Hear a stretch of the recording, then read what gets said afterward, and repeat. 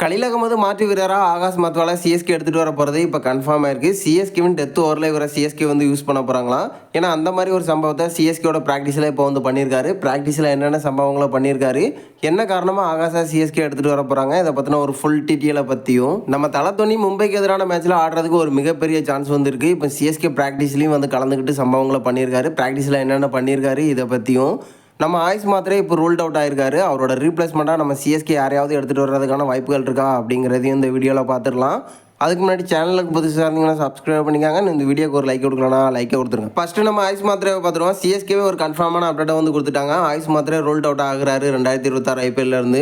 So இப்போ பார்த்தீங்கன்னா நம்ம சிஎஸ்கே இவருக்காக ஒரு ரீப்ளேஸ்மெண்ட்டுக்காக போவாங்களா அப்படின்னு கேட்டிங்கன்னா அதுக்கான வாய்ப்பு ரொம்பவே கம்மி தான். ஏன்னா நம்ம ஊர்வில் படையில் கார்த்திக் சர்மா, பிரசாந்த் வீர் அப்படின்னு எக்கச்சக்கமான பிளேயர்ஸ் பிளேயிங் லெவலில் வாய்ப்பு கிடைக்காம தவிச்சிட்டு இருக்காங்க. ஸோ இதன் காரணமாக டீமில் இருக்கக்கூடிய வீரர்களை தான் நம்ம சிஎஸ்கே ஆயுஷோட மாட்டா யூஸ் பண்ணுறதுக்கான பிளானில் வந்து இருந்துட்டு இருக்காங்களா. ஸோ இப்போதைக்கு நம்ம ஆயுஷோட மாட்டா சிஎஸ்கே யாரையும் எடுத்துகிட்டு வர போகிறதில்ல அப்படிங்கிறது ஒரு லேட்டஸ்டான அப்டேட். அடுத்து நம்ம தலை தோனியை பார்த்துறோம். மும்பைக்கு எதிரான மேட்ச்ல தலை தோனி இருப்பாரா அப்படிங்கிறது ஒரு மிகப்பெரிய டவுட்டா வந்து பார்க்கப்பட்டிருந்து. இப்போ ரீசெண்டாக சிஎஸ்கே மும்பைக்கு எதிரான தீவிரமான பயிற்சியில் வந்து ஈடுபட்டு இருக்காங்க.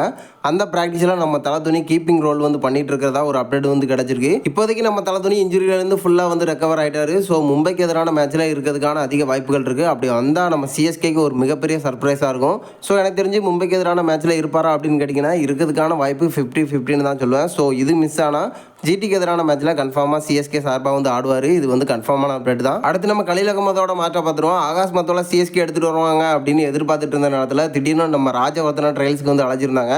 இப்போ மும்பை பிச்சில் 2 பேருமே வந்து பார்த்தீங்கன்னா ஒரு தீவிரமான பயிற்சியில் வந்து ஈடுபட்டிருக்கதா சொல்லப்பட்டிருக்கு.